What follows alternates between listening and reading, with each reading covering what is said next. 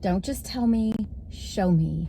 I've entitled this True Love because there's such an understanding, lack of better words, but people just don't understand what true love really is. And just listen for a few minutes, because this has the potential of changing your life, changing your marriage, all of your relationships, changing your way that you parent, the way that you treat others. I encourage you, just a few minutes, just stay with me. Romans 5:8-9 says, "But God commended his love toward us in that while we were yet sinners, Christ died for us." God's love spans so deeply toward us that while we were in our worst state, Jesus came and died for us. I looked up the word love in Merriam-Webster's dictionary and Oxford Dictionary, and this is what it says. It says that as a noun, it's strong affection or attraction, affection for someone, or warm attachment, unselfish loyalty to something or someone, to enjoy very much, a great interest, also to feel a deep romantic attachment to. That's what the world says. The world says, oh, I have these warm, fuzzy feelings, and I just love you so much. Or I love this thing, or oh, I love chocolate pie, or I love ice cream, I love pizza. We throw that word around so much, but what is God's interpretation of love? What does God say in his word? In 1 Corinthians 13:4-7, it says that love, it tells us what love is. It says love is patient and kind. It doesn't envy. It's not easily provoked. It doesn't think evil. It's not proud or arrogant or rude or selfish. It doesn't rejoice in unrighteousness or injustice. It rejoices in the truth. It bears all things, means puts up with stuff. It believes and hopes and endures all things. So essentially, love is a choice. It's not just some little random act that happens when we like someone a whole lot. No, it's a choice. It's a commitment. So do I always love what my husband does or what my husband says? No. Sometimes he gets on my nerves. Sorry, honey. But I get on his nerves too. No secret there. We just don't always agree on things. But we've been married 33 years. And we've got a really good love between us because we are committed. We are committed to God first and foremost, and we're committed to each other, that we're going to put up with each other's stuff, that we're still going to love and be loyal and faithful to each other, regardless of when those feelings go up and down, and that's what those feelings do. Love is not just a feeling. It's great when you feel all happy and, oh, I'm so romantic with you. No, that's great, but that's not the enduring true love that God talks about.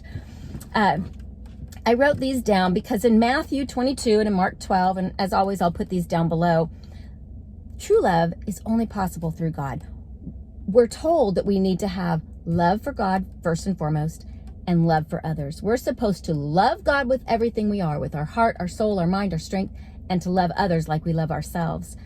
We're called to love like Jesus, because that's how he loves you. Do you know that? He loves you with an everlasting love. And that's Jeremiah 31:3. Everlasting, it means it doesn't end. You know, people are so quick to end a relationship or end a marriage because, oh, I just don't feel anything for you anymore. No. Don't you know that sometimes God is disappointed with the way we act, the things that we do? But he loved us so much that when we were at our worst, he still died for us. It's amazing. Jesus loved all. He loved everyone. He never rejected people because of their age or their nationality or their color of their skin or their financial status or their past. My past? Not so great. Some of the things I've done, but he still loves me with that everlasting love, and he will always love you. Always. Jeremiah 31:3. Write that down and remind yourself how much he always, it's never ending, everlasting love he has for you. Sometimes it's difficult to love others. Sometimes it's difficult when people have done you wrong or they have really hurt you deeply. It's hard to have warm and fuzzy feelings for them, but you can still love them with godly love. So this week, I want us to examine ourselves and ask yourself this. First, do you love God with everything that you are? Then ask yourself, do I truly love others? I'm sure that there are people in your life that it's really difficult to love. I have a few of those that it's very difficult to want to love them. It's a choice that you make. It's a choice to put God first. Maybe we have trouble loving people because maybe we haven't forgiven them, but God can help you with that too. If you're having trouble truly loving people, maybe it's because you haven't forgiven, and it's time to let go, give it to God, and love them. Love like God does. Okay, I have another verse I wanted to share with you in Galatians 5:21, because this tells us how to get that love. In Galatians 5:21, it says the fruit of the Spirit. It goes through the whole list, but the very first one that's listed is love. It's the very first one. The fruit of the Spirit is love. It goes on with joy and peace and long-suffering, gentleness, goodness, faith, all of that. But how do we get that love? John 15:4-5, because there's hope. Just because you don't have that warm and fuzzy feeling for people, God can put it in there when you ask him, when you spend time with him, when you abide in him. John 15:4-5 says, abide in me. This is Jesus speaking. He says, abide in me and I in you, as the branch cannot bear fruit of itself. Do you know you cannot bear fruit of yourself except you abide in the vine? No more can you except you abide in me, Jesus says. You must abide in him. How do you do that? It says, I am the vine, you are the branches. He that abides in me and I in him, the same brings forth much fruit, for without me you can do nothing.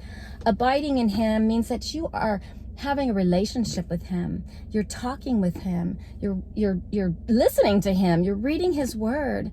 It is so important to nurture that relationship with God. Without it, it's impossible to love the way God loves. He loves you so much. He died for you. It's time that we love him with everything we are, and we love others like we love ourselves. Take time this week to examine yourselves. Read through these verses again. I encourage you, it will change every part of your life.